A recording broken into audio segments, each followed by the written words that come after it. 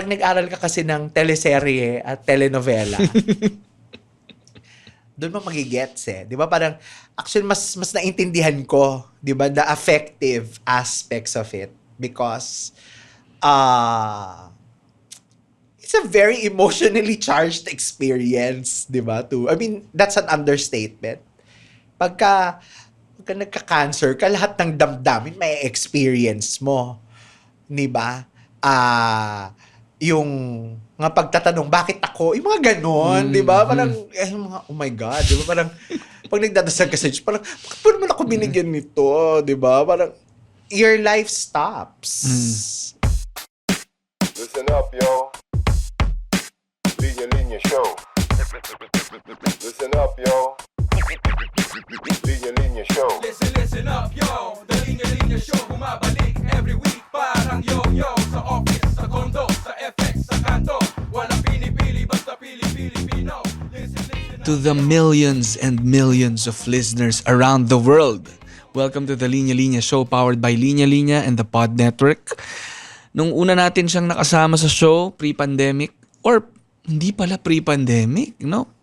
Pandemic and a little post-pandemic na pala. No? Pinag-usapan namin ng teleserye, Pinoy drama, pop culture, at ang mga kwentong kinahuhumalingan ng mga Pilipino.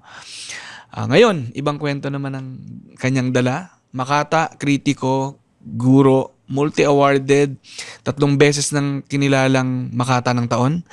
Kasama nating muli, University of the Philippines Diliman Professor, Sir Louis John Sanchez. Oh, hello Ali at magandang araw sa lahat ng ating mga tagapakinig at tagapanood.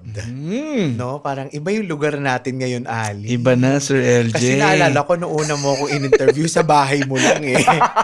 Di ba parang maliit na mesa, may mga mikropono, pero ngayon grabe, no, level up tayo. Kailangan iba na to, Sir LJ. Pero in fairness, round table din yun. Yes, I remember. Pero mga box ata ng sapatos yung ano. Hindi naman, pero grabe no, sir. Parang isa si Sir LJ sa mga nakakausap natin. Isa pa lang naman nun, sir, no? Pero parang pakiramdam ko lagi ko kayong kausap, no? Pero isa kayo sa mga writers na nakausap ko nung panahon na yon. And again, nasa condo lang, no? And kagagaling lang natin sa pandemic, tapos nakapagkwentuhan kami ni Sir LJ. Pero ngayon, nandito kami sa Pod Network, Spotify Studio. Yes. Grabe naman. At meron ng video. Correct. No, nakikita niyo na si Sir LJ. Dati lang to, audio lang, no? Pero sir, welcome back. Yes, thank you. Thank you. My pleasure. Kumusta naman kayo, sir? Ano lagay niyo ngayon? Okay naman ako, no? And well, siguro yung ibang nakakasunod sa mga pinagdadaanan ko nitong mga huling 7-8 buwan, no, ako ay nagpapagamot, no, sa aking cancer, no. Nagkaroon ako ng gastric cancer, at least stage 3. May at least, no. Parang I also found that weird, but that's what's written in my documents, no. I found out about it last October, a few weeks before my birthday. So wala akong birthday last year, but it was taken away from me. All right, and then from then on, I started treatments. My protocol basically required me to undertake first 4 set 4 chemotherapy sessions, and then after that I went through a very major surgery, and then after recovering from the surgery, I went on to have another set of 4 chemotherapy sessions, no.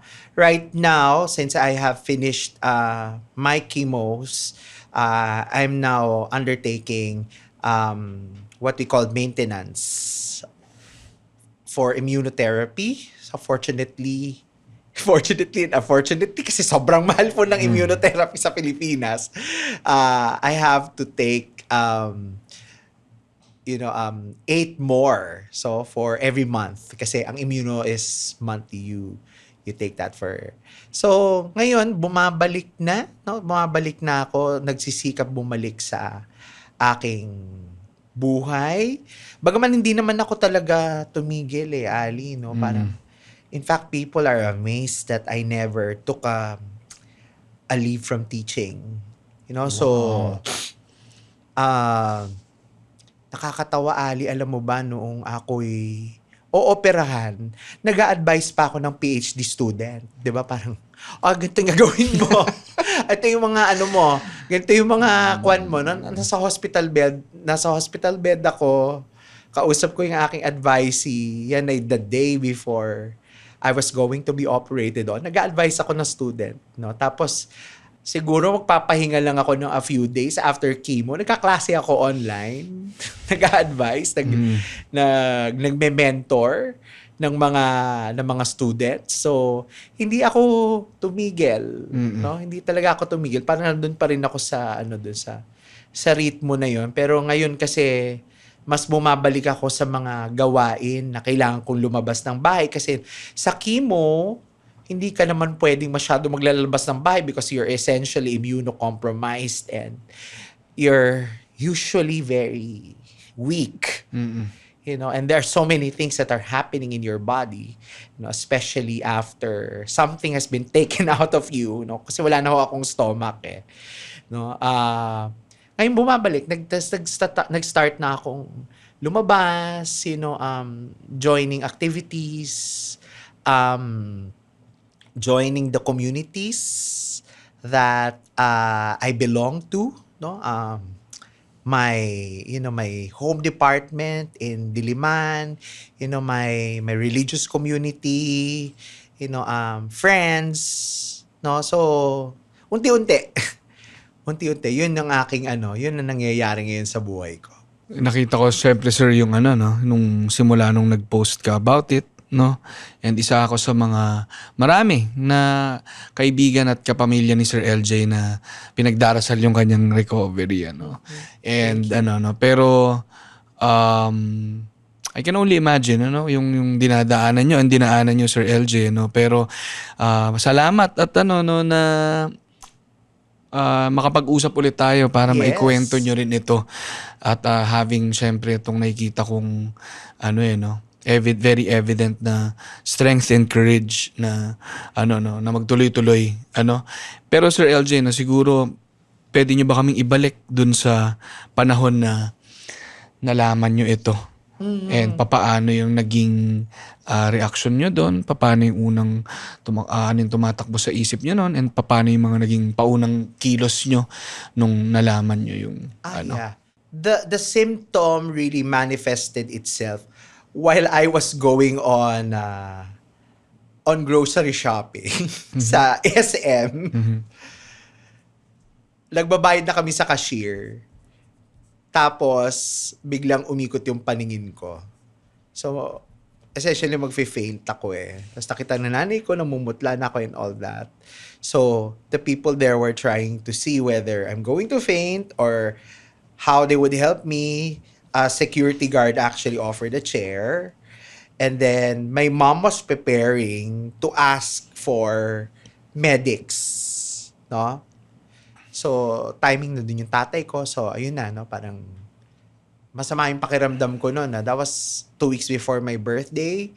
And then, the next day, my parents decided to bring me to a diagnostic clinic to have to have things checked, like blood work and all that. And then, the blood work was processed very swiftly. So by afternoon, we found out that I have very low hemoglobin and the blood work's not really good. So we went to a doctor there. We went back to a doctor for consultation and the doctor said, sir, hindi ka na pwedeng umuwi. No, hindi na to pwede ng ferrous sulfate. Hindi kakayanin. Kailangan mong magpa-blood transfusion. I think 4 bags. So, between that time and trying to decide on what to do, syempre naghahanap. Kailangan namin maghanap ng ospital. No? In fact, we were we were sent away do sa hospitals na una namin pinuntahan when my mom tried to call a friend, no? A doctor friend who works or who maintains a clinic in the medical city. A shout out sa aking oncologist, si Dr. Robin Lim. Thank you very much for everything. So she actually facilitated my confinement in medical city. And then of course we had to do the blood transfusion. But you find out that, and this is something that I have learned, no, all throughout the 7 months, 8 months of treatment, you also a little bit become educated medically. So the doctors want to zero in on where the symptom is coming from. And yung aking simptoma naman kasi ay nanggagaling lang dun sa nag-iisa kong iniinda all throughout these years. Meron akong GERD. Na meron akong severe acid reflux. So I had to tell her that. I also had to give her a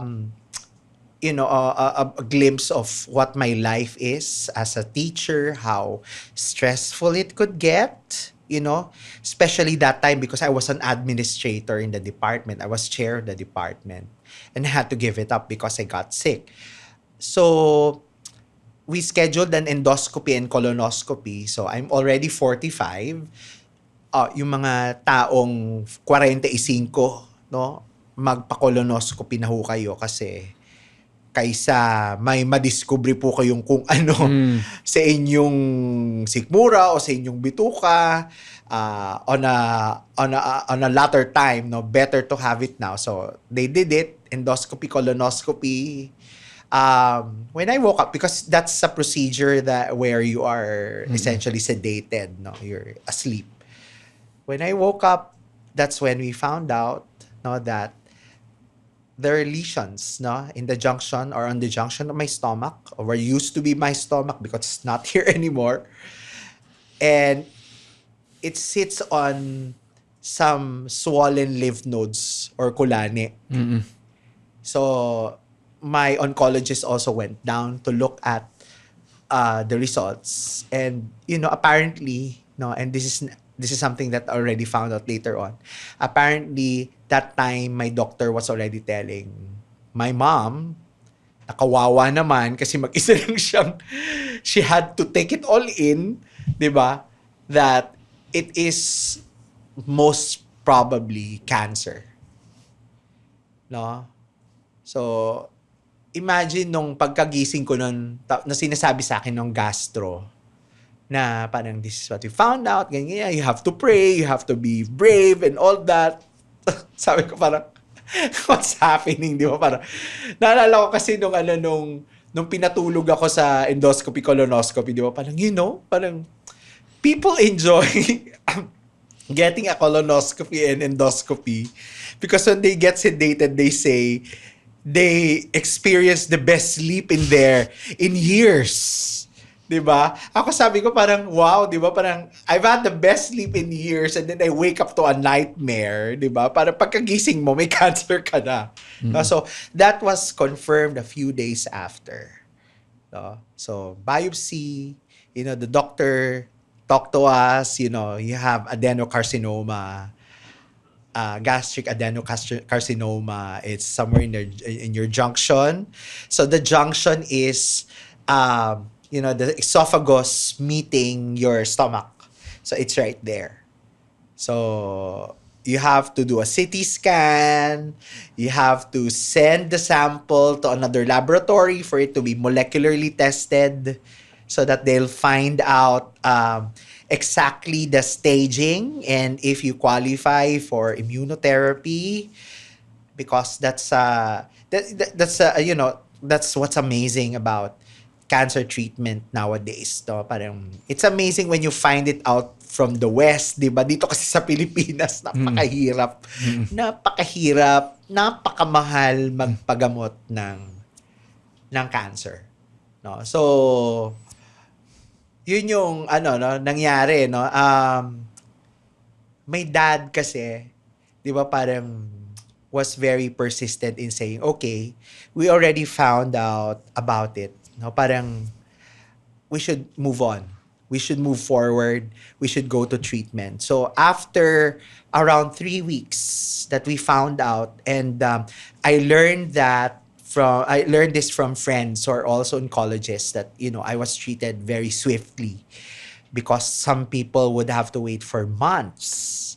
In the States, they will have to advocate for themselves to get treated. Di ba? Parang relatively, I got my treatments very, very fast. So in under 3 weeks, I was already going or undergoing chemotherapy.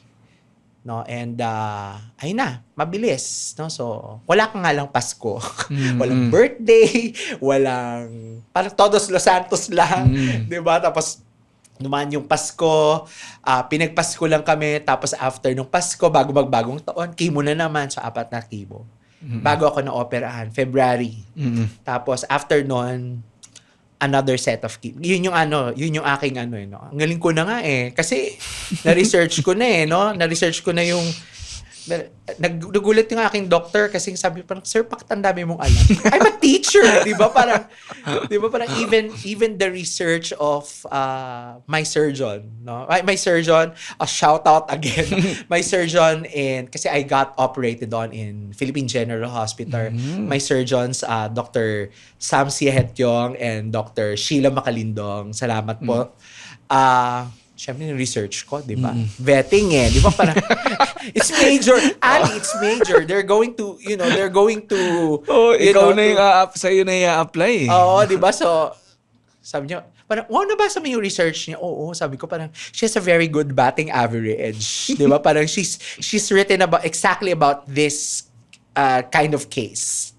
Parang, 10-year report, they have this kind of, parang may metrics sila So, sabi ko, okay, sige, parang okay naman tong doctor na to. Sige, gawin natin. Di ba? And she was really good, no? So, ayun, yun yung no? Yun yung aking, actually, yung bilis ng transition namin kasi hindi ka kung ano naman, kung kakayanin, hindi ka pwedeng magbabagal, hindi ka pwedeng magwalo, di ba? So, nagwawalo na lang ako, nagdrama na lang ako, in between takes, kumbaga, no? While on treatment and all that, di ba? Pero, yun ka, alam mo, pag nag-aral ka kasi ng teleserye at telenovela, doon mo magigets di ba? Parang, actually, mas naintindihan ko, di ba, the affective aspects of it. Because it's a very emotionally charged experience, di ba? I mean, that's an understatement.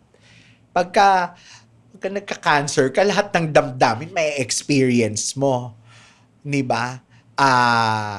Yung mga pagtatanong, bakit ako? Yung mga ganon, di ba? Parang, oh my God, di ba? Parang, pag nagdadasal ka sa Diyos, parang, bakit pa naman ako binigyan nito? Di ba? Parang, your life stops.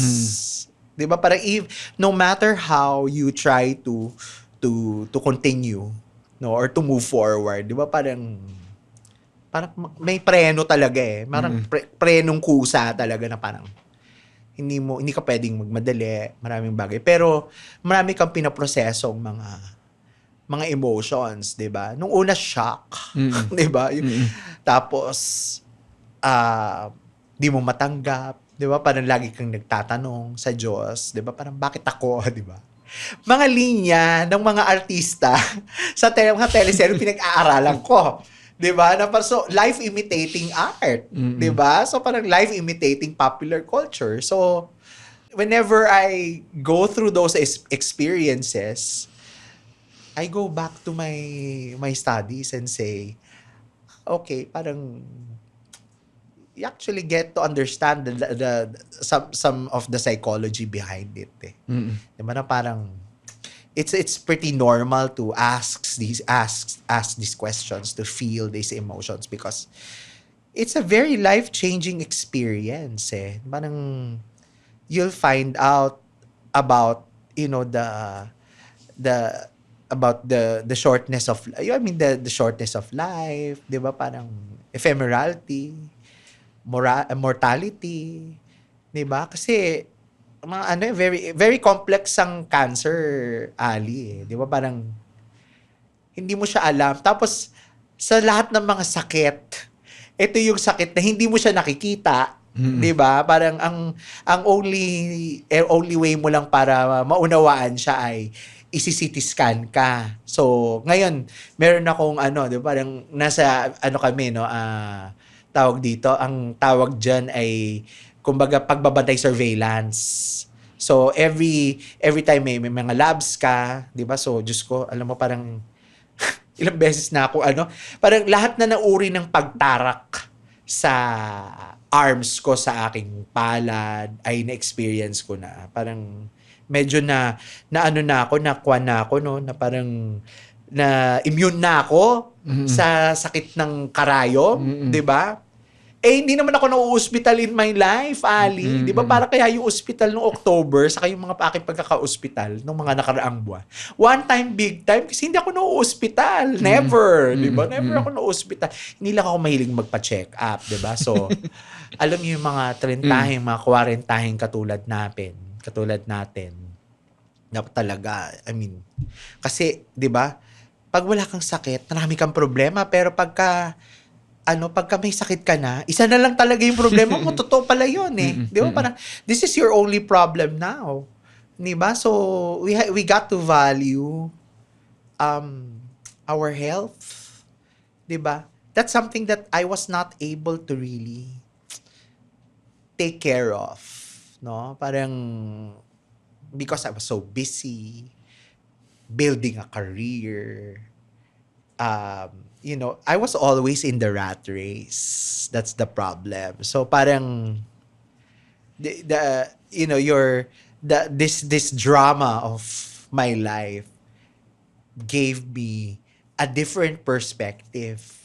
It changed priorities, And these days, 'di ba, parang you're set on doing things and then they get changed, no? Because you have priorities now. 'Di ba? Parang especially that you're still trying to care for yourself, you care for your soul and all that. Mula sa Sir LG, pag-aaral nga ng teleserye, ng Pinoy Yeah. drama, ngayon ay kayo mismo ang nakakaranas ng ganon. Oo. Yung mga dialogue ng 'di ba? Parang may moment kami yun ng nanay ko sa ospital, nakakatawa, 'di ba? Parang nagme-meta lang siya sa akin kasi nga syempre, 'di ba, parang scholar ako, pero merong moment na sinabi sa akin nanay ko gabi. 'Di ba? Parang so yung nanay na mabait, 'di ba? Parang hahawakan yung ulo mo ng ganyan. Tapos bigla niya sinabi sa akin na parang anak, tanggapin na natin. Cancer talaga 'to. Tapos sabi ko, imbis na maiyak ako, Ali, bigla ako parang eksena to sa drama. Parang eksena to sa drama, 'di ba? So, parang biglang kumbaga din ako imbes na magwalo ako, 'di ba? Bigla akong na-experience yung the comic aspect of it na parang nakakatawa to, 'di ba? Parang yung hindi mo akalain na may experience mo, yung napapanood mo lang sa drama. 'Di ba? Pero may pagka nangyari siya sa realidad, 'di ba? Parang napaka-uncanny niya, 'di ba? Pero and yung linya, Sir LJ, 'di ba, na hango sa tunay na buhay. 'Di ba? Parang yun na talaga, 'di ba? Parang it gave me a different perspective about life. 'Di ba? Parang I mean these are very trite things now when you actually think about it. Pero ganun mangyayari. Mag-iba talaga yung buhay mo. So, yung sinasabi ng mga maraming cancer survivors or cancer fighters na meet ko sa social media, 'di ba, na parang there's life before and after cancer. It's true. Because after cancer, it's a different ball game. 'Di ba? Parang iba na yung iba na yung buhay mo. 'Di ba? At kailangan mo nang ibahin talaga yung buhay mo kasi may yan parang marami kasing factors kung bakit nagkaka-cancer ang tao, 'di ba? So, syempre may mga primary medical conditions or medical problems ka that led to it, no? But there are also things that are external that happen to you and that contribute to that, no? And I would say it's the life of chasing, the life of trying to compete, keeping up with the Joneses, as they say, no? Parang ako yun yung natutuhan ko parang at natututuhan ko pa, no? Kasi admittedly I was a very, I still am, I guess. I'm a very ambitious person, 'di ba? Parang I think many of us naman wouldn't have, tried to be achievers, no? Especially coming from our generation, 'di ba? Parang the striving is really strong. And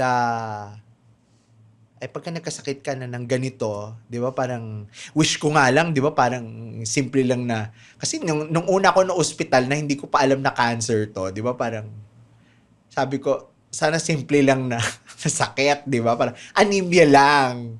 'Di ba? Ulcer, 'di ba? Nakakatawa nga 'yun, 'di ba? Ulcer, cancer, 'di ba? Parang I was just, parang I was at the brink of, a change of spellings, 'di ba? No? So ilang letra lang. Parang ulcer, cancer, 'di ba? Parang bilang kumbaga raffle 'di ba? Cancer, ikaw nanalo. Ikaw na nabunot, 'di ba? So sakla. Pero yun, Sir LJ, no, para sa mga nakikinig din, no, na sinusubok din intindihin ang cancer, no, na kukuha ba talaga yung sagot kung saan siya nanggaling, paano siya nangyari. Kasi syempre, ang tumatakbo sa isip ng mga or ng mga nanonood or ng mga kakilala natin na ano ba siya? Galing hereditary ba siya? Siya ba ay dulot niyan ang sinasabi nyo na galing sa henerasyon natin na hustle and grind? Yes. Na pagkulang sa self-care, puro trabaho. Ganun ba siya? Paano siya nabubuo? Saan siya nanggagaling? Well, etong mga sasabihin ko, I'm not claiming that they come from a medical standpoint kasi hindi naman ako doktor. No? Pero mula sa aking karanasan at sa pagdanas nitong karamdaman na ito, 'di ba, parang may school of thought na nananatiling very prevalent, no, yung heredity. So, pag chinek ko yung aking family history, maraming nagka-cancer. So, parang sasabihin sa iyo ng doctor, parang if you have this kind of family history, parang it's also best to actually have yourself tested, no, for the possibility of getting cancer. And I have it on both sides, family, from my father's side and the mother's side. My only illness was my acid reflux. So it was directly parang I am of the understanding that I got it from there. Kasi bata pa lang ako, nag-acid reflux na ako eh. 'Di ba? Bata pa lang ako, meron na ako noon eh, as far as I remember. I don't smoke. I don't drink. I rarely drink. 'Di ba? Parang, and I'm not even a party goer. So when I was asked by my doctors, 'di ba? Parang, where could you possibly have gotten it? I think the only thing that comes to mind is my acid reflux. Kaya actually alam mo, parang ang dinig ko, Ali, parang mula ata nung pandemic, parang tumataas yata yung stress levels ng mga tao. Maraming nagpapa-doktor because of acid reflux. So actually nung bago pa to naging cancer, I joined our acid reflux group on Facebook. Wow. So marami talagang may GERD. Maraming may GERD. Parang, at saan nanggagaling yun? Yung sa kinakain din natin, sa stress, di ba?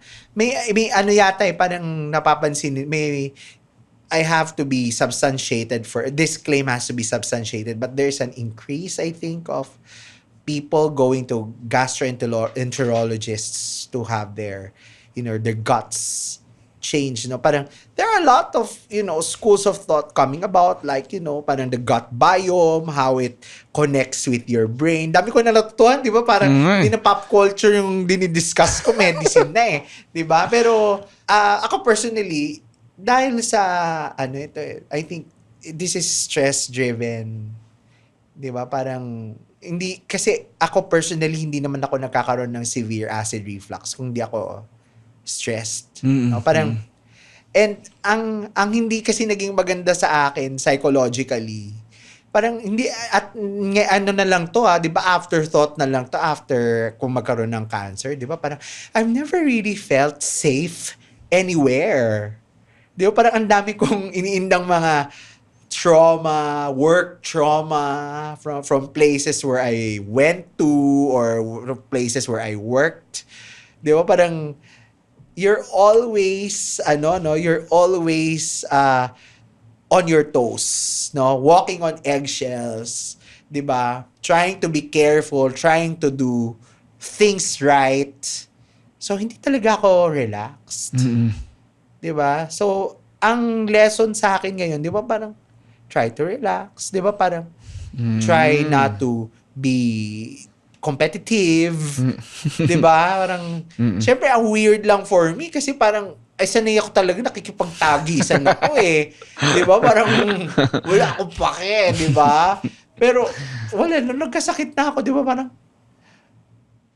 what are all those things that I had to work hard for, 'di ba? Parang ay may sakit na ako, 'di ba? Parang gumagaling naman ako, awa ng Diyos, 'di ba? Kasi parang 2 months ago, I had my first scan after I finished the treatment. Awa ng Diyos, 'di ba? Wala namang kalat. At it stayed that way eh. 'Di ba?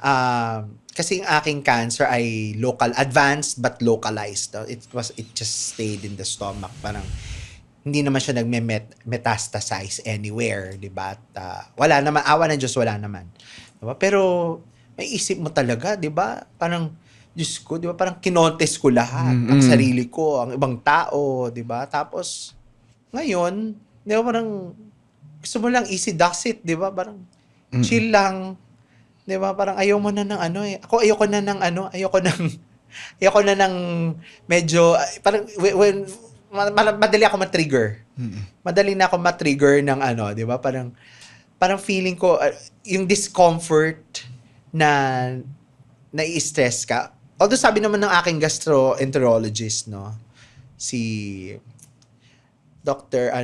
Dr. Burba from Medical City. Ang dami ko shinout out ng mga doctor. Sorry. Dr. Jimpo Burba. Sabi niya parang, well, stress is part of life. 'Di ba? Parang stress is part of life. You have to manage it, 'di ba? Parang even after your treatments, 'di ba? Parang stress is still something that we need. But it also changes your perspectives about the battles that you pick. Parang may linya tuloy na tumatakbo sa isip ko, Sir LJ. Para kasi sa generation natin niya, itong hustle and grind din. Yung sinasabi niyong rat race, pagpukpok, ganyan. Parang hinahabol natin yung galing hanggang kailangan na natin magpagaling. Oh, yes. Sakto. Parang, kasi di ba? Parang magmamagaling ka rin. Di ba? Parang just to keep up. Di ba? And, ako yun, aminado ako dun eh. Di ba? Parang, bilang isang taong hindi rin sanay na natatalo, di ba? Parang, I don't take it in stride, 'di ba? Pagka nauungusan ka or whatever, 'di ba? Parang naisip ko ngayon, parang hindi naman pala masyadong importante itong mga ito. 'Di ba? Parang pero hindi mo naman kailangan na magkasakit para ma-realize 'to eh, 'di ba? Kaya nga rin siguro, 'di ba, parang I wanted to tell this story. 'Di ba? I came to a point when, in my career, it was myself against the world. 'Di ba? Yung parang dumating ako sa point na ganun eh, 'di ba? Parang if this is the only way to change the systems, I'd take it. I'll do it, 'di ba? So kahit na parang chaotic, 'di ba? Sabi, chaotic and also chaotic. 'Di ba? Galing. Chaotic and chaotic siya. 'Di ba? Parang chaotic ko si Don Quixote, parang sariling laban, ikaw lang naniniwala sa vision mo. 'Di ba? Kahit alam mo yung buong sistema is against you, 'di ba? At napaka-chaotic din niya kasi talagang ang dami mong kailangang labanan, 'di ba? Ang dami mong kailangan kalabanan, ang dami mong kailangan awayin, 'di ba? At some point alam naman siguro ng mga sumusunod sa akin, sumusubaybay sa akin, na marami rin ako namang inaway, 'di ba? So ay ganun eh. 'Di ba? Ganun siya eh, 'di ba? Parang meron ding desire to be relevant, 'di ba? Parang to give, yung mga mabibigat na mga kaisipan and all that. Kasi nakikipagpagalingan ka eh, 'di ba? Pero pagkatapos nung aking diagnosis, 'di ba, parang simplification ang naging proseso, 'di ba? Kasi 'di ba, parang kailangan ko ba 'to? Ngayon ang mga tanong ko, 'di ba, parang makikialam ba ako dito? Sasawsaban ko ba 'to? 'Di ba, parang o kaya parang magre-react ba ako dito? Kasi dati 'di ba parang reactive lang. Reactive ka lang, reactive mode ka lang, 'di ba? Parang tili ka agad, 'di ba? Pero parang after na parang bigla ka na lang yung parang meron kang moment, meron kang silent moment or quiet moment, no, to think, to discern. Sabi nga na sa ating Ignatian spirituality, 'di ba? Parang to discern, 'di ba? Parang, kailangan ko pa ba tong joinan?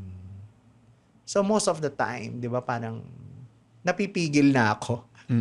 Parang sabi ko, I hope this came to me earlier, 'di ba? Parang I didn't have to pick I didn't pick so many fights, 'di ba? Parang I didn't have to choose those some of the battles that I had to face. 'Di ba? So, malalaman mo kasi mga mahalaga sa iyo eh. After, no? Again, it's very trite, no? But it becomes very real when you get into chemo, tapos yung mga braso mo nangingitim na kasi yung mga ugat mo ay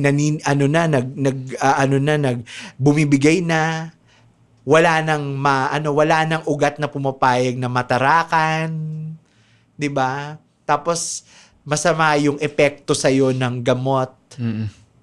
Sa iba't ibang araw, nagsisimula ng malagas yung buhok mo. Yan mga bagay na maiisip mo eh.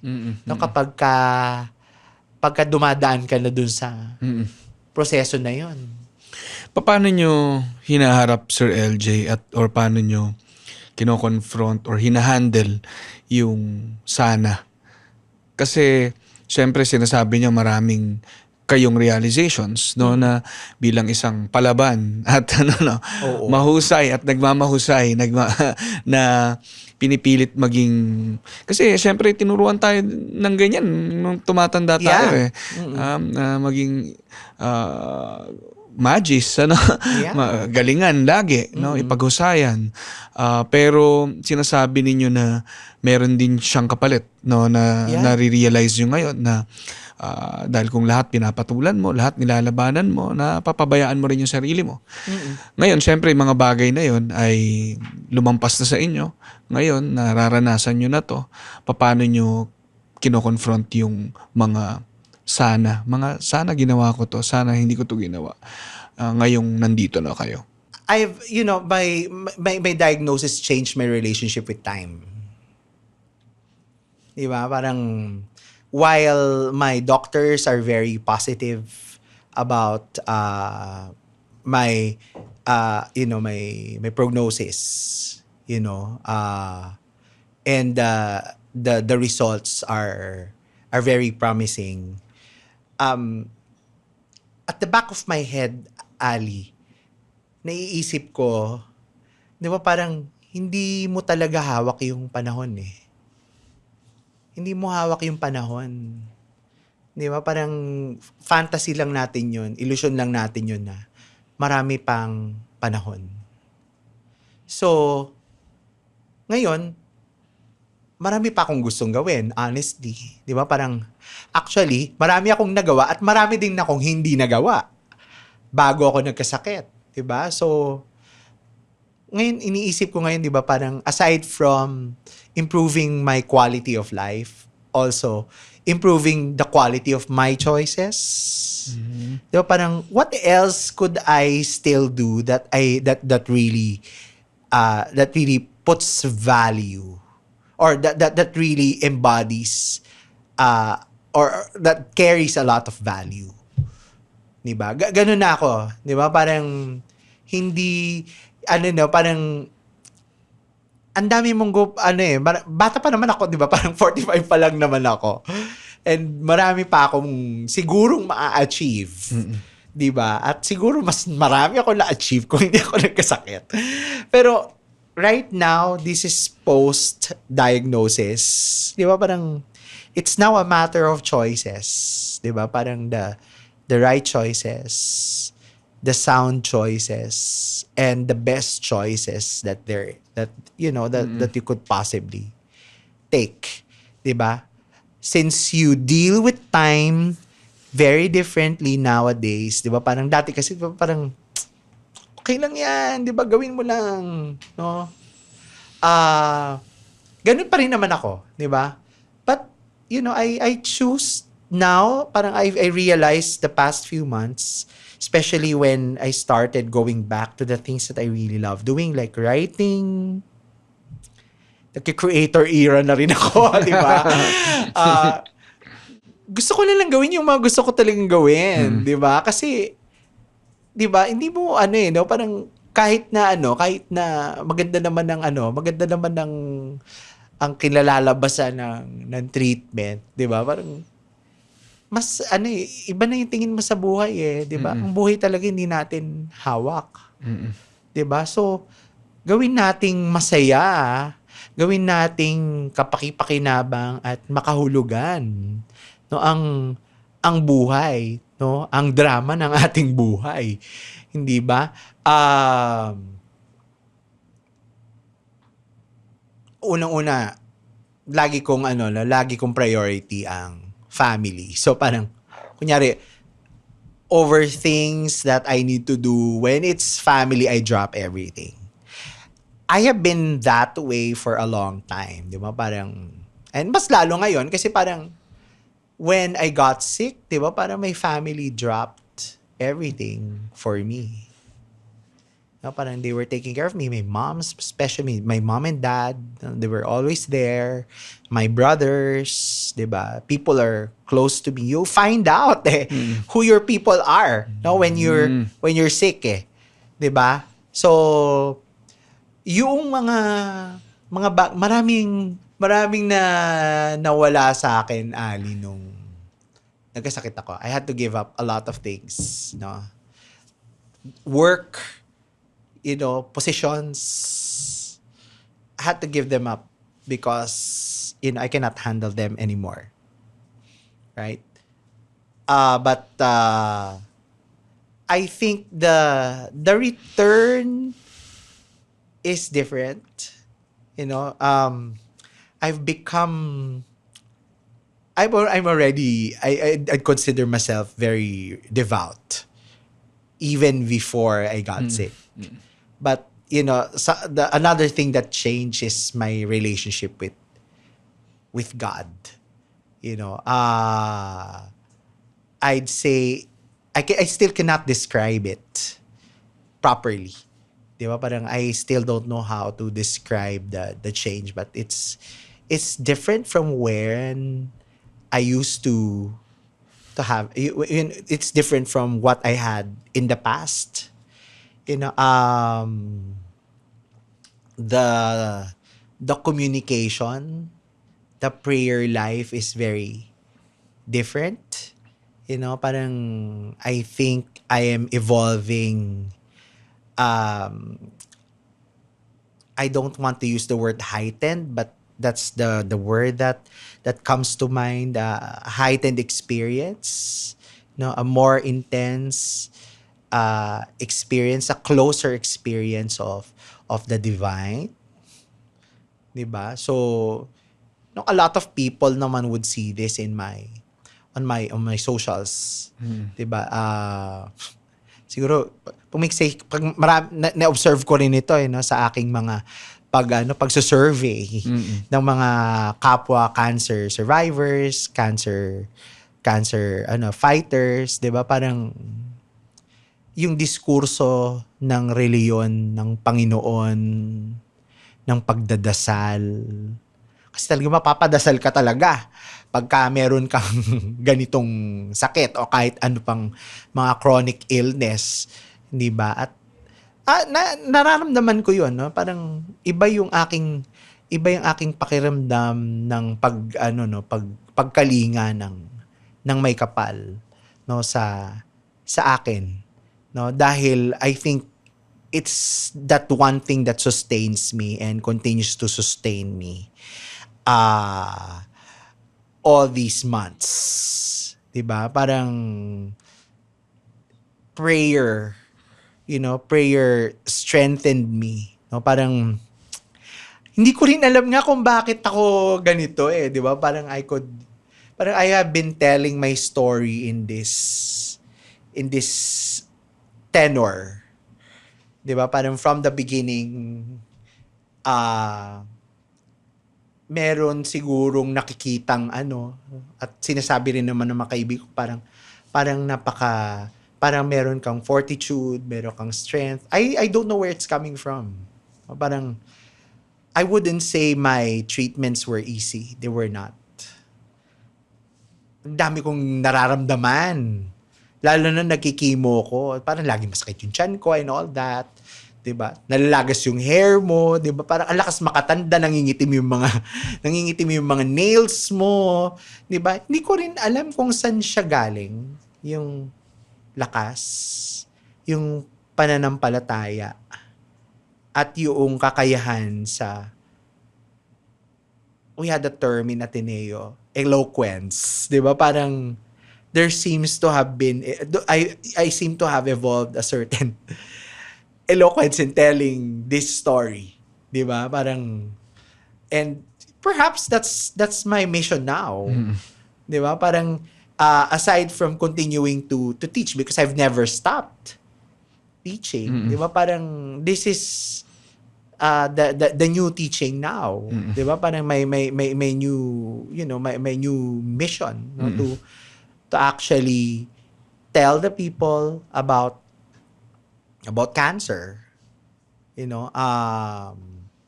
and how it changes your drama, the drama of your life or the drama of our lives.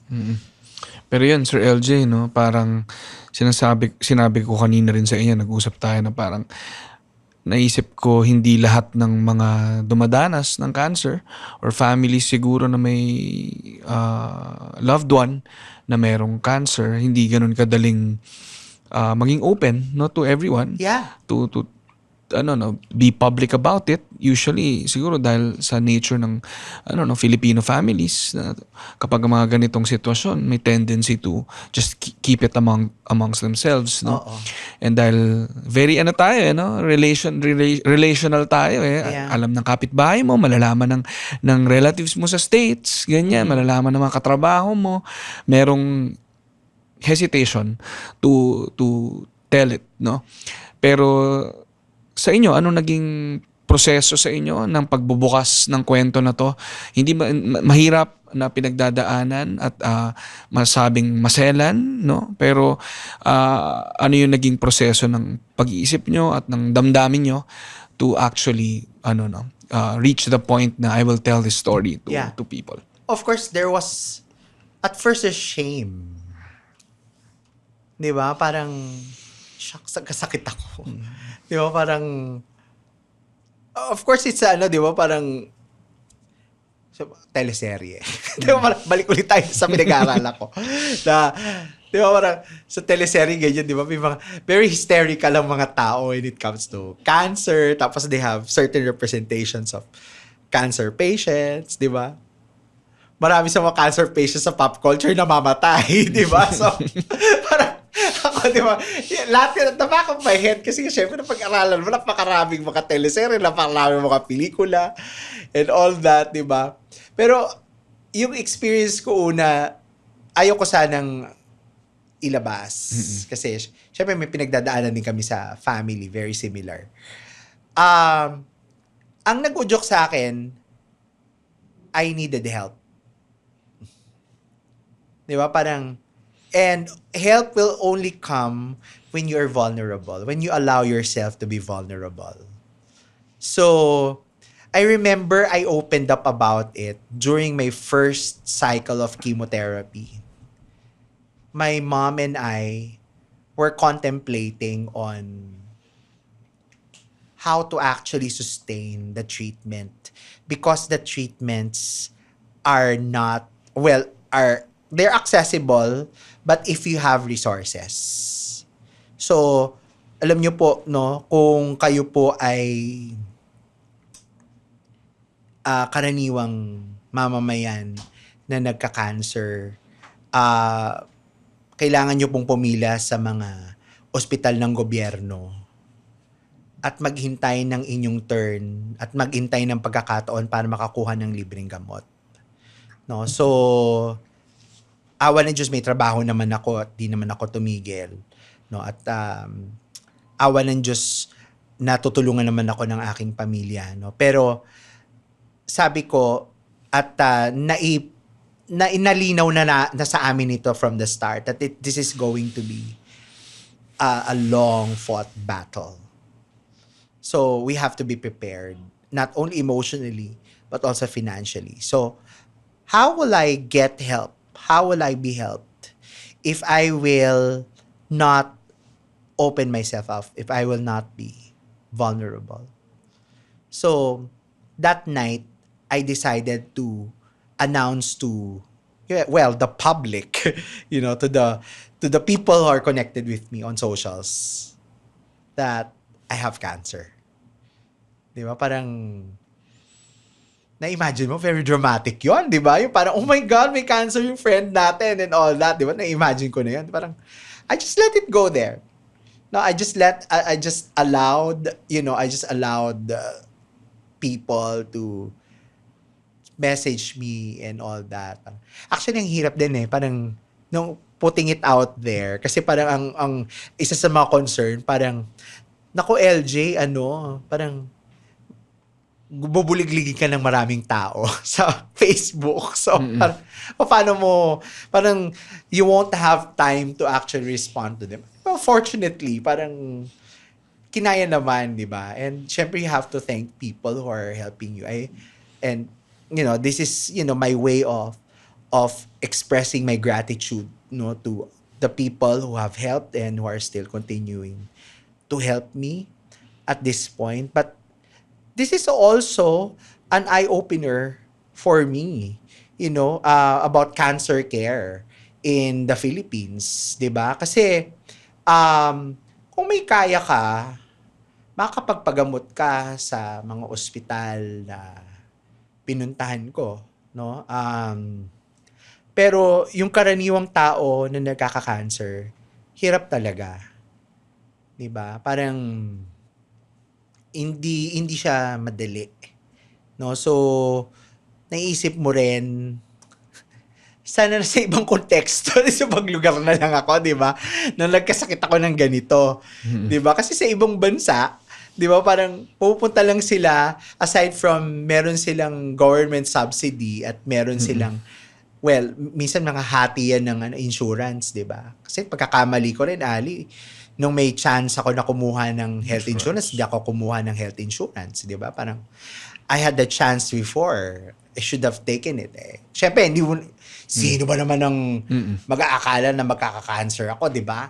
So, sa ibang lugar, sa ibang bansa, di ba, parang meron silang substantial healthcare support. So, kung magkaka-cancer ka, pumunta ka sa ospital, ipapagamot ka ng gobyerno. Dito hindi eh.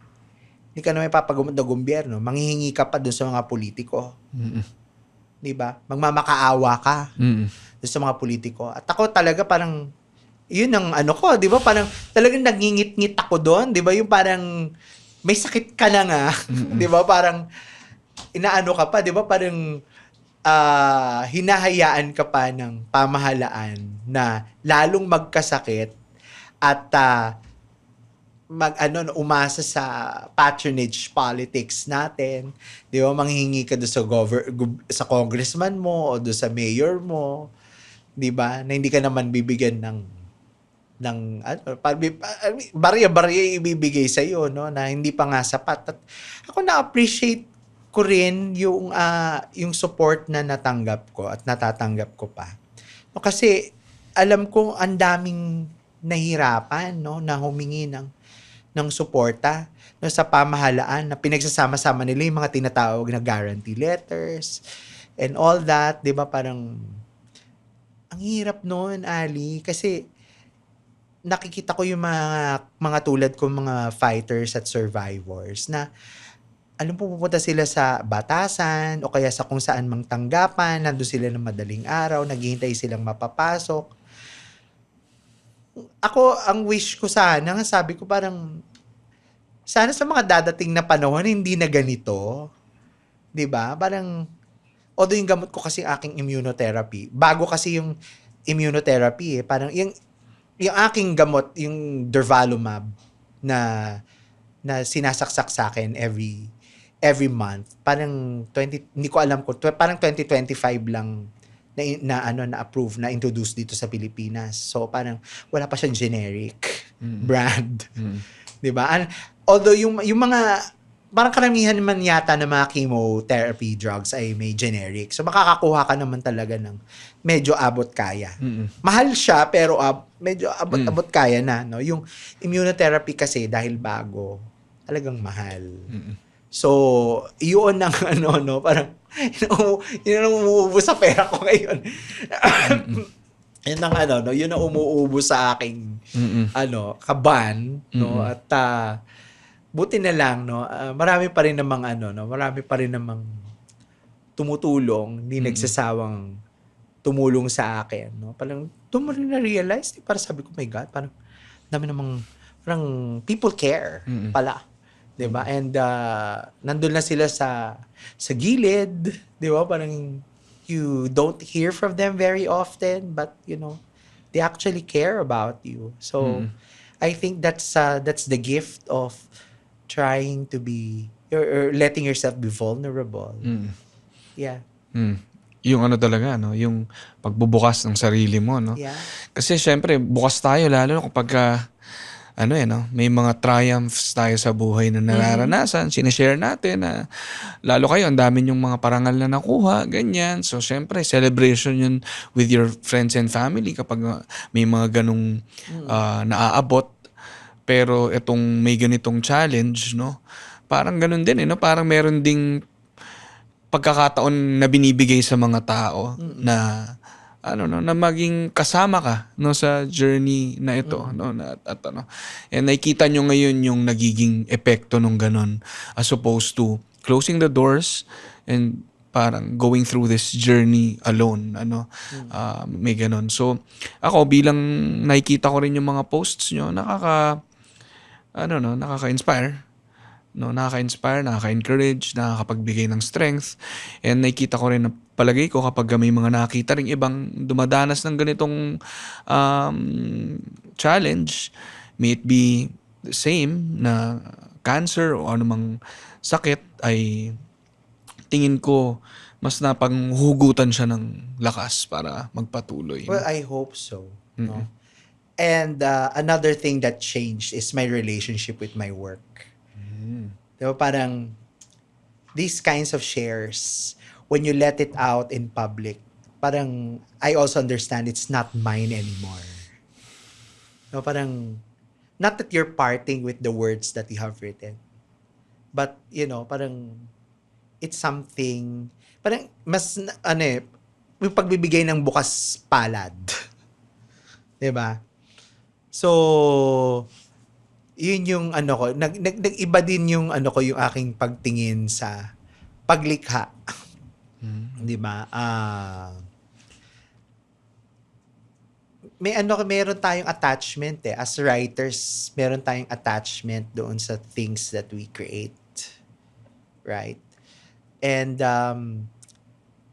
because this is parang I have a sense that this is my story, but this is also the story of a lot of people. So it kind of transformed the way I think about my work. 'Di ba? Parang dati kasi 'di ba parang I'm gonna write this thing and then I will put it into a book and all that, 'di ba? Parang career academic. 'Di ba? Parang the usual attitude of the career academic. Parang but somehow, 'di ba? Parang bumabalik ulit ako dun sa 'di ba? Parang ayoko na ng rat race. 'Di ba? Parang give up na ako diyan. 'Di ba? Parang tapos na ako diyan. 'Di ba? Parang ngayon, magsusulat ako ng mga bagay, mga libro na gusto ko talagang sulatin, that I'm passionate about. And when I put it out, I share this with the public. 'Di ba? Parang this is something that I offer, to the public. Nabanggit niyo yung bukas palad. Meron kami Sakto. sakto kasi meron kaming collaboration with the Bukas Palad Yes. Music Ministry. At shout out sa Bukas Palad Music Ministry. Salamat din sa pagtitiwala na makipag-collaborate sa linya-linya. 40 years ang Bukas Palad. Yes. And ang ganda rin ng konsepto na labas namin. Salamat sa mga sumusuporta doon. Nakalimutan kong dalan si Sir LJ noon na from all the evil that surrounds me, defend me. Grabe, no? Importante sa mga Pilipino ngayon yung mensahe na yan. Yes. And recently, naglabas din kami ng isang art card na I will sing forever of your love, O Lord. Na ang dami rin naghahanap. No? So, tingnan natin kasi na-explore namin yung mga linyang mula sa Bukas Palad Music Ministry and na pwede nating gawing shirt. Na sana pagmulan din ng, ng inspirasyon at saka ng strength sa Yes. lahat ng mga may dinadaanan din ngayon. And Sir LJ, nung minessage kita tungkol sa pag-uusapan natin ngayon, sinabi mo sa akin na the teleserye or melodramatic imagination. Oh, wow. Saved me. Yes. Paano niyo po nasabi yun at paano niyo siya nararanasan ngayon? Kasi dati, di ba syempre, as a teacher, as a scholar, I was just teaching about melodrama as fundamentally, the inevitable,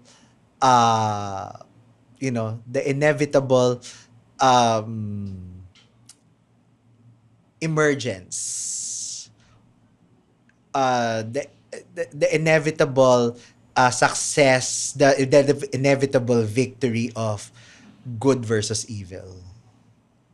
'Di ba? Yun yung ibig sabihin yun yung esensya ng melodrama. 'Di ba? Sa melodrama, pag nanonood ka ng mga teleserye, 'di ba, parang ang bida na virtuous, maghihirap talaga siya. Marami siya pinagdadaan ng mga pagsubok sa buhay. No? At sa teleserye, walang katapusan ng mga pagsubok. 'Di ba? Parang linggo-linggo may problema ang mga bida. 'Di ba? At yun yung yung essence sa seriality, 'di ba? Yung parang the quest is unending until the fat lady sings, 'di ba? Until the management calls it off, 'di ba? Parang let's end the program, let's end the series, 'di ba? That's it, 'di ba? Parang we have to end it somewhere. And I think it's something that encourages optimism. evokes hope that whatever one goes through that are not very nice, no, struggles, no, one would overcome, no, good would overcome evil, di ba? Parang light will outshine darkness, no, and feeling ko yun yung mas naging totoo siya sa akin. 'Di ba? Parang dati kasi theoretical yung aking approach to it, 'di ba? Parang drama-dramahan. Pero pagka dumating yung drama ng tunay mong buhay, mas nagiging real sa'yo yung theoretically tinuturo mo lang. 'Di ba? Parang ano lang ito, 'di ba? Parang kumbaga konsepto lang ito eh. Pero pag pag ito cancer, nagiging bagay siya talaga. You know, parang it becomes concrete, you know, and you know, you also realize that, you know, you have to build in yourself that bone to keep you standing. 'Di ba? Parang kasi maano ka talaga eh, parang malulugmok ka, Ali. Malulugmok ka kapag pagka hinayaan mo yung sarili mo. And I've caught myself many times getting depressed, no? Especially in the early months of treatment. 'Di ba? Parang mas may mga oras ka na natutulala ka. Tapos yun ulit, 'di ba? Parang magtatanong ka bakit ako? Bakit ito? 'Di ba parang ang dami-daming sakit, 'di ba? Parang ang dami-daming pwede mong magisakit, cancer, 'di ba? Parang wow, 'di ba? Parang sa TV ko lang 'to napapanood, 'di ba? At talaga malulugmok ka. No, parang pero kailangan mong mag-build ng ganun eh. Parang feeling ko yun yung akin na evolve. 'Di ba? Parang resilience, the grit. 'Di ba? So nakakatulong sa akin yung 'di ba? Parang pagbabahagi, hindi lang ito pagpe-perform eh. 'Di ba? Parang mahirap naman mag-perform ng cancer, 'di ba? Parang ang dami mo namang i-perform cancer. Kasi you know, parang when you teach theory like me, 'di ba? Parang you have those moments of, you know, you also get into self-reflexivity and think, 'di ba? Parang am I overdoing it? 'Di ba? Parang are people thinking that, you know, I'm just doing it for show? 'Di ba? Parang kasi that's social media eh. 'Di ba? Parang social media is performance, and my platform is social media, no, as many of us are also engaged in social media, 'di ba? I ask myself, 'di ba? I might be overdoing it, 'di ba? And then I also get tired of it sometimes, so I don't feel like posting anything. I'm just quiet for some period of time. And then again, I think, di ba, no one wants to perform this role anyway. Di ba? Parang wala namang gusto magka-cancer, di ba? So, di ba, gagawin mo pa rin. And you build that grit. You build that resilience. Di ba? Parang, yung di ba? Unahin mo talaga yung strength of mind eh. Di ba? Parang, kayanin ko to. Di ba? Parang, aaminin ko may mga times talaga, lalo na nung yung last na set of chemo ko na, kasi iba na yung reaction ng katawan ko nung wala na akong stomach eh. Kaysa nung may stomach pa ako. Di ba? Parang iba na yung aking digestive system. So, nung nag-chemo ulit ako, parang, Diyos ko, di ba? Parang, merong time na drastic yung pagbaba ng aking weight. 'Di ba? Tapos medyo nagpapanik yung mga nutritionists, 'di ba? They have to create a program for me. I was at the point of giving up and asking for a reprieve. Yung parang, pwede ba akong mag-delay ng 1 week?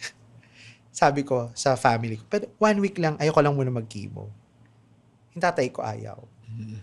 Sabi niya parang, no, you have to do it. Di ba? Parang, and you go back, di ba? Parang, sige, kaya ko to, kakayanin ko to. Parang, isa na lang, kakayanin ko to. Di ba? Parang kakayanin ko to. Tapos pagdadaanan mo talaga. Di ba? Yung, kailangan mong palakasin sa isang cancer patient, sa isang cancer survivor. Kasi kahit naman na NED ka na, no evidence of disease, or clear scans ka na after a few years, no, or cancer free ka na, magbabantay ka pa rin naman eh. Walang tigil yung walang tigil yung surveillance eh. Kasi kailangan mong bantayan, baka bumalik, 'di ba? Parang there's always that possibility. So, you have to really strengthen your mind, and say, 'di ba, parang okay, 'di ba, parang papagamot ako ngayon, papacheck up ako ngayon, magpapatarak ako ngayon, magpapa-CT scan ako ngayon, magpapa-PET scan ako ngayon, di ba? Parang tatapangan mo talaga. Kailangan mo maging matapang.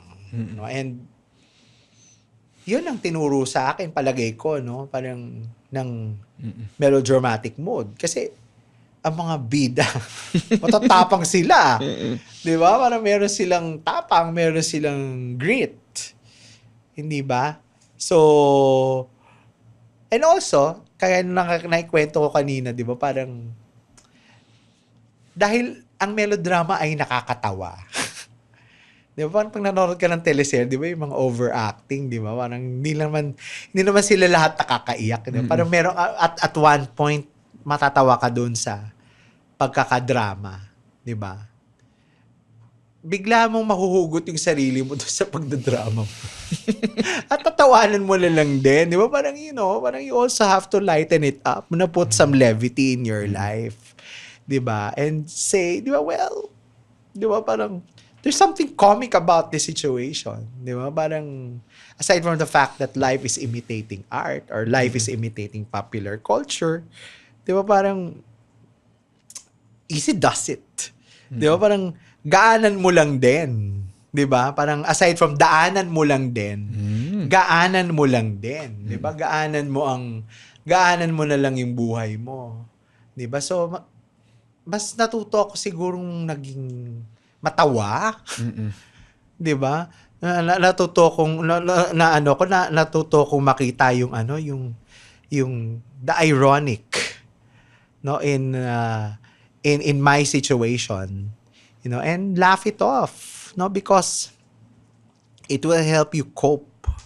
It will help you cope with your with your situation, no? Instead of you wallowing, di ba? You just go on, di ba? Walang laban lang, sabi nga. Daanan mo lang, gaanan mo lang. Yan tayo, yung mga ganong linya. Dami mo nakuha sa akin. Kaya nga, ito, mga na to. Ang dami. Pero ganda na. Daanan mo lang, gaanan mo lang, labanan mo lang. And matutong maging masaya. Yeah. Di ba? Parang matawa sa mga bagay na nakakatawa. And hindi naman siya para, unang-una, ikaw yung nakakaranas nun. So, hindi wala ka namang inaanong ibang tao. No? Pero parang hindi siya para maliitin or parang pagkatuwaan yung nangyayari. Pero, parang reality of life and then tuloy lang. And yun niya, imbis na magkulong ka sa spasyo na masyado mong dinadamdam lahat, medyo mas palabas kaysa pera. Yes. Papaloob lahat. Yes. Hindi, tutupi ka kapag talagang mo siya. Yun yung napapansin kong ginagawa niyo, Sir LJ, no? Palabas. Yan pa rin siya. Teleserye pa rin. Production talaga. Hindi siya show na palabas. Pero, outwardness. Na parang hinahayaan yung sariling ilabas yung mga nararamdaman, pinagdadaanan sa mundo, sa pamilya, sa mga kaibigan. It's not easy, Ali. Kasi hindi naman ako parang, while I'm very vocal in my socials, and while I'm very opinionated, you know that, I'm not really I'm pretty much a very private person, 'di ba? Parang I don't really talk about my personal life, 'di ba? So parang ngayon lang talaga na parang kailangan ko tong ano, no, kailangan kong ibahagi 'yon. Yung parang at hindi ko siya ginagawa dahil wala naman akong track record ng pagiging confessional. Di ba? Parang, ay kung iko-confessional ko, itutula ko na lang, di ba? Parang at least sa tula may mask ka di ba? Parang nagagawa ko siya sa tula, pero hindi ko siya ginagawa ng kasi talagang nag-e-essay ka, di ba? Ini-effortan mong sumulat ng essay. Di ba? Parang, at mahirap siya kasi nga, di ba? Parang, sa ating judgmental universe ng social media. At ako bilang nagtuturo ng media studies, 'di ba? Parang ang dami ko ring natututuhan about, the dynamics of representing yourself out there. 'Di ba? Na parang dahil na nag-o-observe ako ng mga kapwa ko, cancer patients, cancer fighters, cancer survivors sa social media, naaral ko din yung ano nila, yung hindi lang yung level of vulnerability na ginagawa nila kasi iba sa kanila sumasayaw pa, hindi naman ako. Marunong ako sumayaw pero hindi ako sasayaw, 'di ba? Parang hindi ko siya gagawin, 'di ba? Parang hindi 'yun ang aking diskurso, pero marami sa kanila ang gumagawa ng ganon, 'di ba? Parang katulad ko, nagsisikap mag-educate, 'di ba? Parang paminsan-minsan nagka-crowdsource para sa aking treatment, 'di ba? Parang iba-ibang gawain, no? Ang dami ko ring natutuhan, no, tungkol sa tungkol sa kanila, no, kung paano ginagamit yung social media. Pero yung grabe din kasi yung ecology yung ecology ng social media. Marirealize mo na parang yung meron sila wala pa naman ako noon, awa ng Diyos kasi hindi pa naman ganun karami aking followers. Pero ang dami sa kanila binabash. 'Di ba? Parang meron akong isang sinusundan na yung anak niya yung may cancer. Tapos grabe din yung mga comments na ganito, Ali, di ba? Parang yung anak mo mukha ng mamamatay, yung mga ganyan. Yung parang, oh my God, di ba? Parang nawala na yung ating sense of propriety, yung ating kindness, di ba? Pero yun talaga yung yun talaga, I think yung epekto ng affordance ng social media di ba? So, bilang isang nagiging sort of content creator na rin because of this experience, parang naisip ko parang ito pala yung nangyayari, di ba? So ngayon pinag-aaralan ko sila hindi bilang subjects lang, no? Hindi lang sila subjects for me kasi yung experience ko rin So, naiintindihan ko yung pinagdadaanan nila. 'Di ba? Ang dami, no? Tapos, may mga sinimulan ako sinundan nung mula ako nung nagkasakit ako. Parang, siguro mga 2-3 na yung mga namatay. Mga bata, Ali. Mga yung parang, nasundan ko yung nila, yung okay pa sila, sasayaw pa sila, 'di ba? Tapos nakikipag-usap sila doon sa audience, tapos eventually nagkaroon sila ng deterioration. Tapos mababalitaan mo lang na oh my God, 'di ba? Parang namatay na, tapos doon ko rin na-realize, Ali, no, nung nagkasakit ako, ang daming mga batang may cancer. Na hindi ko talaga hindi ko ma-wrap yung aking isip doon sa idea na ang daming mga bata na nagsasuffer nitong sakit na to. 'Di ba? Yung ako midlife pa 'di ba? Parang sige, 'di ba? Parang may mga may panahon ka nang nag-google, no, sa pagtitindig ng sarili mo, pero mga bata, 'di ba? Parang ang saklap-saklap. So bilang nag-aaral ng media, at palagi, kasi hindi ko pa to nasusulat, Ali, parang personal reflections ko lang to nung aking interactions. Hindi rin ako masyado nakikipag-interact, no? Parang pinapanood ko lang din sila. Pero palagay ko, no, kung sakaling mapag-aralan ko man, dahil syempre hindi lang naman teleserye ang pwede ko pag-aralan at marami pang iba akong naiisip na aralin. Diba parang sabi ko, mas iba yung aking magiging take siguro bilang scholar kasi katulad ko sila eh. Katulad ko yung kanilang karanasan, 'di ba?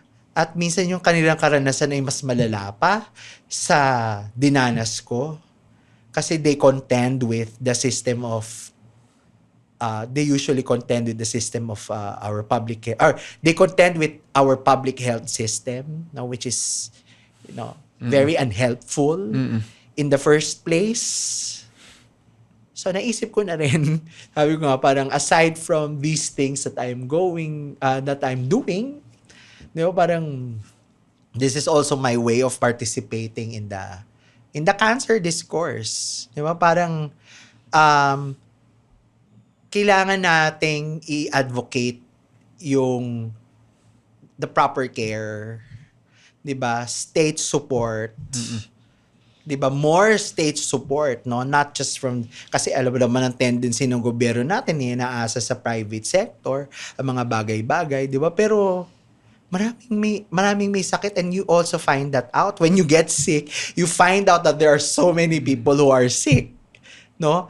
I attend a lot of healing sessions of so many healing priests, and I sought a lot of healing from different churches. No, that's what I do in my content. Parang I try to video my visits in different churches, 'di ba? Parang you find out, ang dami palang may sakit, Ali. Ang daming may sakit, 'di ba? Hindi lang ikaw, 'di ba? Pero kasi ganun yung pagka wala kang sakit, ang limited lang nung pananaw mo na parang ito lang yung mundo ko, 'di ba? Nung ako nagkasakit, dahil lagi ako sa ospital, nagpapahiling ako sa mga pare. Makikita mo parang wow, ang dami pala nating may sakit. Ang dami may sakit sa mundo. No, and it also changes your perspective. And wow, no, siguro yung mga nakikinig na nakakaranas din ito na nakaka-relate sila sa sinasabi nyo na nasa mundo na to na parang hindi pala nag-iisa, marami, no. And siguro para naman sa mga hindi naman nakakaranas nito, magandang maging parte to ng pag-iisip din natin, no, na maraming tao sa paligid natin ang may kanya-kanyang dinadanas, pinagdadaanan. Kaya yun, sinasabi nyo nga nakakaano rin na ultimo may mga ganito ng pinagdadaanan, binabash pa rin. Alam mo yun? Oo. Parang nawawala ang kindness, nawawala ang ano ba yan? Parang reflection din ito ng ng society that we have, no, na sana mas maging mindful sa sitwasyon na ganyan, Pero yun yan, sinasabi niyo rin, Sir LJ, no, iba-ibang may ganitong kondisyon, ay iba-iba rin ang paraan nila ng kukwento, no, sa kanilang karanasan. May mga sumasayaw, may mga gumagawa ng content, no? And kayo bilang isang guro, critic, isang researcher, may unique din na pagkakataon para ikwento ito, no? So ginagawa niyo na siya sa social media, at itong podcast natin, no, ang isa sa mga magiging espasyo kung saan maikukwento itong kwento ninyo. Kaya ngayon pa lang, no, maraming salamat, Sir LJ, sa pag-open. Again, yung ako, very inspiring talaga yung pagiging bukas. Bukas palad, bukas puso, no? Na pagbubukas ng sarili para una, meron siyang epekto sa inyo, no, na nakakabuti sa inyo, pero nakakabuti rin siya sa mga taong nasa paligid nyo dahil nakikita yung honest, genuine, totoong karanasan ninyo na maaaring maging karanasan din ng ibang mga taong nasa paligid. And sa mga nakikinig, nanonood dito na shoutout sa mga lumalaban na kanya-kanyang una sa mga dumadanas din ng cancer. Cancer fighters, ang ganda ng term na yun, ano, na hindi lang survivors pero talagang inilalaban ang kanilang nararanasan. So, kung ano pa mang ibang pinagdadaan ng sakit. Sinabi nyo nga napakaraming may sakit. Ako, ano rin, syempre nakakabisita from time to time sa ospital, no? Nakikita ko rin yung dami ng tao. And siguro tayong mga 30-40, dumadalas habang tumatanda na pumupunta tayo dyan. Dahil sabi nga ni Sir LJ, mga mentors namin, mga teachers namin, mga taong hinahangaan namin ay, alam mo yun? Aging. Sick or dying. Diba? So, nandun na tayo, no, na yun, kamakailan lang ang aking mentor na si Dr. Rafael Brion ay nasa langit na ngayon, ano. So, sir, alam mo na yan, no. So, karamihan sa atin, ano, dumadanas na ngayon ng ganyan, no. And magandang marinig yung kwento ni Sir LJ kung paano niya rin binabagtas yung ganitong karanasan na one way or another ay nakaka-relate tayong lahat, ano. And Sir LJ, no, syempre, ano no, kilala kang Makata, no. Isa libro ni Sir LJ pala ay nandito sa harapan, no, ang Siwang sa Pinto ng Tabernakulo. Diba? Banalan. Banal. Talagang yung pag-iikot niya sa mga simbahan ay ano, evident din dito, no. So, hindi na ata to available pero ano, hanapin nyo. We'll find a way to have it reprinted, no? Maybe when kasi I'm writing another, syempre, di ba? I have to write another poetry book.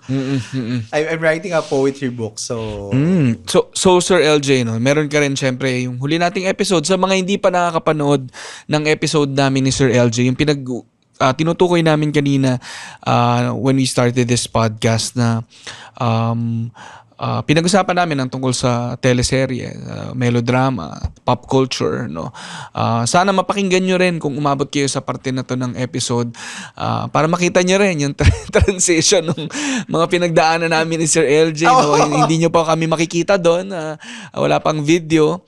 Tama, no, wala pang video nun. Wala pa yung first, kasi una natin yung teleserye, and then there's another one parang on teleserye, and then Itbulaga ba? We talked about Itbulaga. Kaya sabi ko, hindi tayo isa dalawa. And then we talked about Katniel. Yun, This is the fourth one. Oh. So, first three, I was not talking about myself. So, nakarami.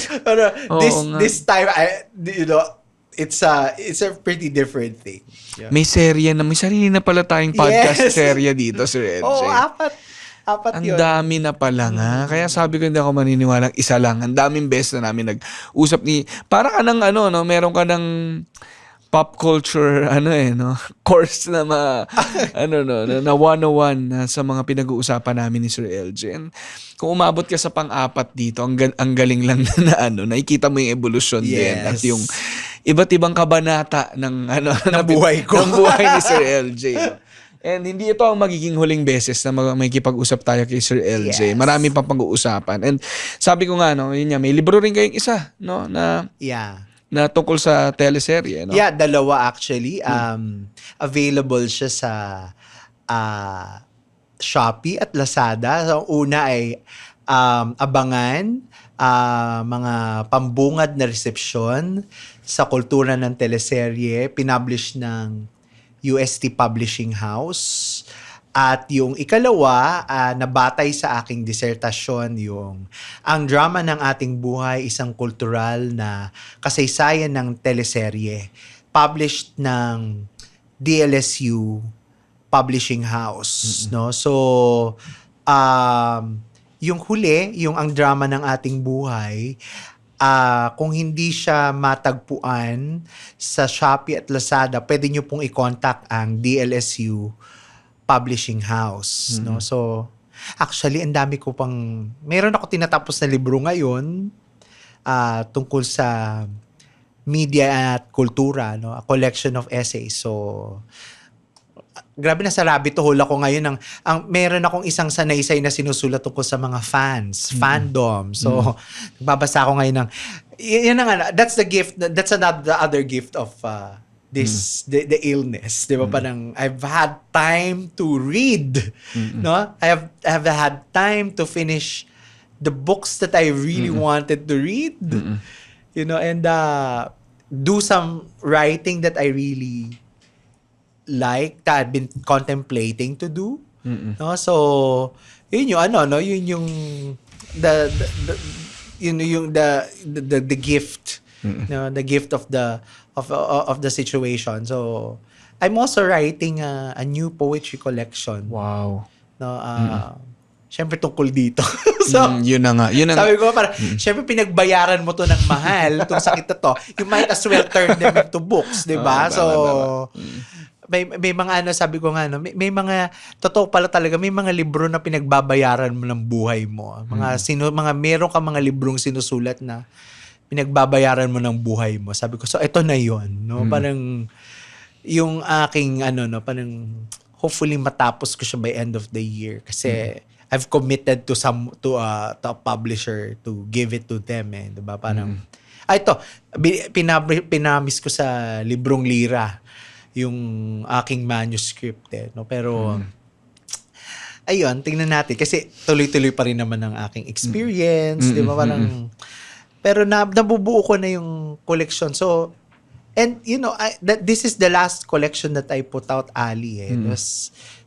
It came out during the pandemic, 2020. So, parang, ang tagal ko rin hindi nakatula So, another gift is that, cancer has brought me back to poetry.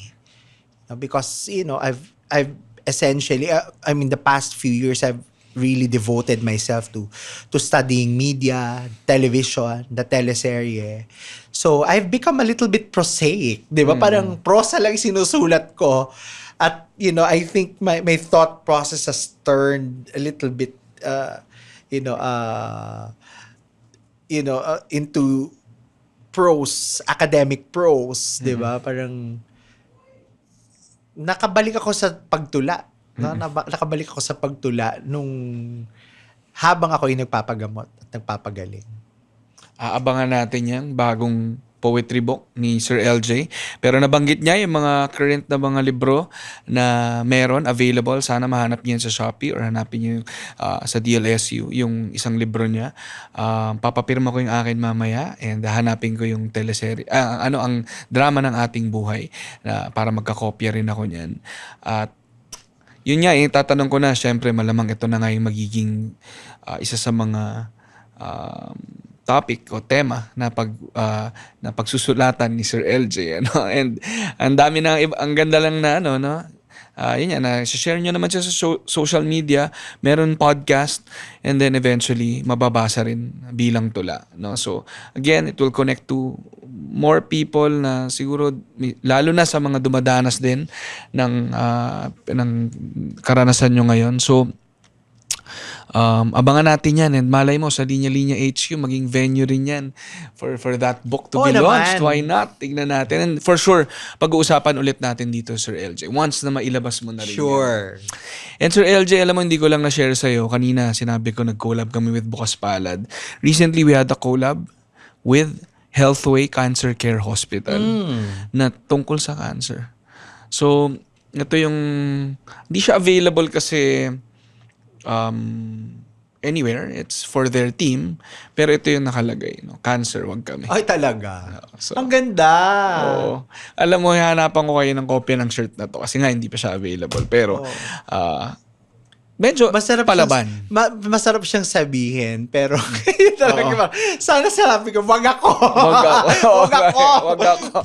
Pero may ganun siya na wag kami, pero yung galing kasi yung pag sinabi mong wag ako, wag kami, pagka nagina siyang tungkol sa hindi sa i-exclude mo ko dito. Pero pag sinabi mong wag ako or wag kami, it also means bring it on. Diba? Wag kami kasi lalabanan natin. Yeah. Ganun siya. So, shoutout din sa Healthway Cancer Care Hospital and parte ng sa linya-linya rin, hindi kami masyado sa wala yung mga collaborations namin wala naman masyado sa linya ng medical pero natuwa rin kami na in-approach kami ng grupo na to and para magkaroon din ng opportunity to come up with a line and something na can uplift din yung nila yung advocacy rin na they're pushing for. Masaya rin kaming mailabas itong shirt na to. So hanapan ko rin kayo ng shirt Thank niyan. you. No? So pero Sir LJ, syempre bilang pasasalamat din ng linya-linya, meron kaming shirt sa'yo, no? Una ay syempre ay sa mga mentor natin si Sir Rio Alma.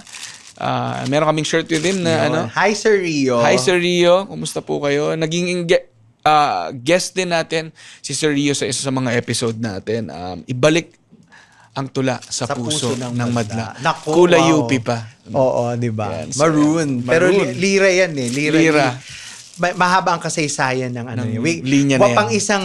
Pang isang episode yan kung Oo saan nga, no? nanggaling yung Wow. ibalik ang tula sa puso ng madla, di ba? Literary history yan. Tinuturo ko yan sa lira. Wow. Oo, di ba? Shoutout sa Lira, no? And itong at least meron tayong naisa t-shirt natin ang linya na Yes. makasaysayang linya na yan. Meron din kami Sir LJ, hindi lang baka nakakalimutan ng iba, nag-collab kami with Book Sale. Nice! No, so shoutout sa Book Sale. Na naka-collab din natin. Meron kaming book smell enjoyer. Meron din kaming meron kaming gano'n, nakakatuwa yun. Self-care. In my self-care era. Oh. No, so nasa ganong era si Sir LJ. No? So, Oh, yes. yan ang Thank dalawang you. t-shirt Maraming natin salamat. kay Sir, no. Pero Sir LJ, no. And shoutout din pala sa mga interns natin na nandito sa gilid. Ang mga estudyante namin sa BIMAS. Oo, so mula sa Universidad ng Pilipinas, Diliman, BIMAS, no? Yes, Broadcast Media Arts and Studies. So, hello. Shout out sa aming mga estudyante at shout out sa aking mga kasama sa department.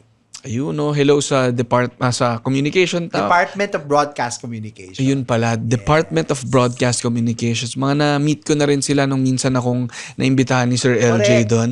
Sana magkaroon pa tayo ng mga proyekto, no? Oo naman. Kasama ang UP, no? Pero sa mga interns namin, abangan nyo kasi part ng mga project ko sa kanila ay sila yung mag-edit ng videos na lalabas for this episode. So, Yes. papa-experience natin sila kung paano mag-podcast. Siyempre, shoutout sa The Pod Network for allowing itong interns ng linya-linya na mag-field trip dito. Nagbukas na rin kami ng konting ng spasyo for internship. So, tignan natin kung isa rin si Sir LJ na mga nagtatanong sa akin about internship and si Gika ng UP din. Kung may mga interesadong maging intern, pwede rin kayo mag-email sa amin. Message nyo na lang siguro ako sa Instagram ko at Ali Sanggalang and linya-linya rin kung pwede. Tingnan natin, no? Tapos na ongoing na yung programa, pero tingnan natin baka magbukas naman kami for future interns. Inuunti-unti namin natututo rin kami kung paano siya gawin. Gusto naming maging worthwhile din syempre yung karanasan ng mga bata sa linya-linya. Dami naming linya ng nabuo ni Sir LJ, makakabuo kami ng mga 5 t-shirt dito. Pero Sir LJ, meron din kaming t-shirt dati na nilabas na habang may oras, bigyan mo ng oras. Yes. No, na very apt din dito sa nangyayari. Pero Sir LJ, siguro bago rin tayo, pa-wind down na tayo, pero nandun pa rin isip ko minsan sa parang yung push and pull ng buhay na na minsan kumikilos ka nang naayon sa paligid mo. Anong sitwasyon, sino mga kasama mo, ano yung panahon. Pero makakaranas ka ng kakaiba that will lead you to realizations and mga pagkilos na magpipivot ka to that. Parang halo siyang sir, parang habang hindi pa nangyayari, as much as possible sana na-apply mo na siya. Pero parang realidad din ng buhay na hanggat hindi siya nangyayari, hindi mo rin siya gagawin. Or kumbaga mas dun ka magiging aware and mas dun ka tatamaan before you actually do it. No? So, yun lang. Parang sa karanasan ninyo, rin ba? Parang masasabi ba ninyo? Kasi kaya ko siya tinatanong kanina na sana ba Hindi ako masyadong tagisan nung simula. Pero may parte rin ba sa inyo na kinailangan mo rin gawin yun? At kailangan mo rin hindi rin maging ganun ka, kailangan mo rin maging mabait sa sarili mo. Na pagbigyan or parang almost patawarin yung sarili mo na, 'di ba, na nung panahon na yun, nasa ganung sitwasyon ka at kumilos ka ng naayon doon sa sitwasyon. Pero ngayong tapos na siya at may mga nangyari ng iba, paano mo rin siya hinahandle, no? Paano mo siya, and parte rin yung kaya ba kayong self-care, no? Kailangan mo rin, ano? Kasi kapag hindi mo rin nalampasan sigurong isipin na bakit ko kasi ginawa yun?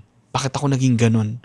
Pero kung lumipas na siya, parang may parte rin na kailangan mo ring alagaan yung sarili mo na hindi ka maging malupit sa sarili mo kung bakit mo siya ginawa. Pero mas moving forward din, ano? Ngayong alam mo na yun, paano ka rin kikilos para mas matuto na doon and mas maalagaan mo na yung sarili mo.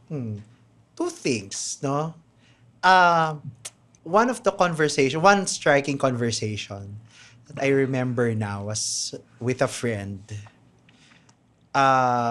She sent me this video of a Broadway musical song, no? What I Did for Love. Di ba? Parang, you have to forgive yourself. I had to forgive myself for the things that I have done. Because fundamentally, I did them for love.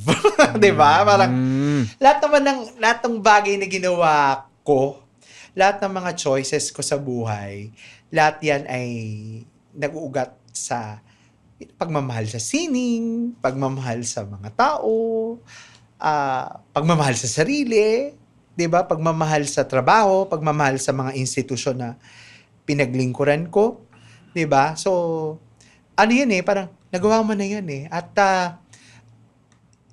maraming hindi lahat ng mga nagawa mo in the past ay maganda. Pero suma total, 'di ba? Parang lahat ng mga in-effort mo, 'di ba? Nanggagaling 'yan sa pagmamahal, 'di ba? Sa love, no? The other thing was something that I just realized a few days ago, because I was sent this this parang shareable meme, no? A prayer, no? A prayer to God when you keep chasing things. Because I still feel that urge, Ali, di ba? Parang, I feel that I'm not really born to stop and just rest. Di ba? Parang, di ba? Parang you're born to lead. Di ba? You're born to be part of, things, right? So, ang ganda ng prayer because it says,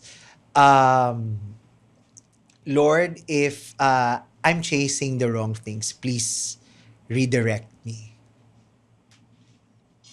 And I feel that that's precisely what happened to me because before I got sick, di ba, parang I was begging God to save me from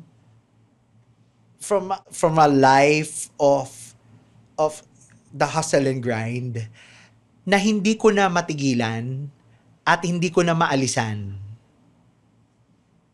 So, ang ending ay, alam mo, pakiramdam ko niligtas din ako Kasi pinagdasal ko yun Parang before the illness, I was already feeling dissatisfied with the kind of life that I have been living.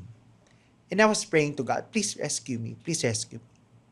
And I felt that I was rescued. Di ba? Parang, nirescue ako Di ba? Parang, I have to trust the Lord doon sa wisdom niya of rescuing me by way of cancer. Kasi parang feeling ko, kung hindi rin naman ako nagkasakit ng ganito, I would have still lived in the same way that I have been living in the past. So, it was a redirection really.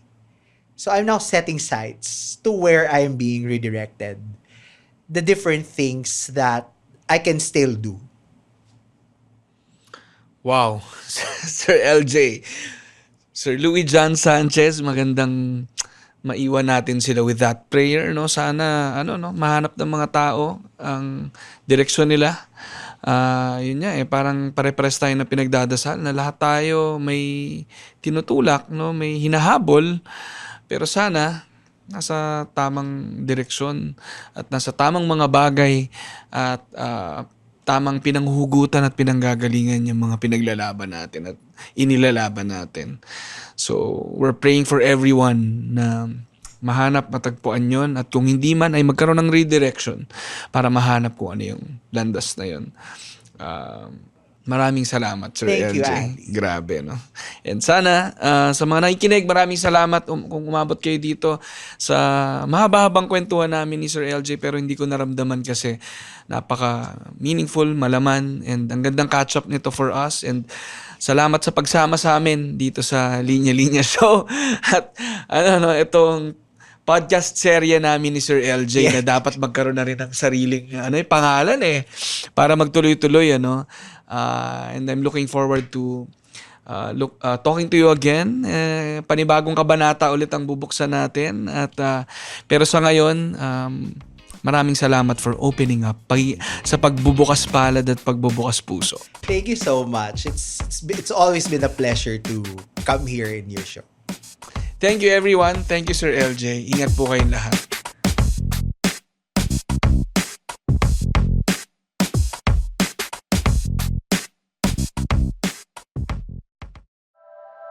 The opinions of podcast creators, hosts, and guests are not necessarily reflective of the official stance of the Pod Network Entertainment, its hosts, or other network programs. The content created by the people behind the podcast is personal and not meant to harm any religion, ethnicity, group, organization, company, or individual.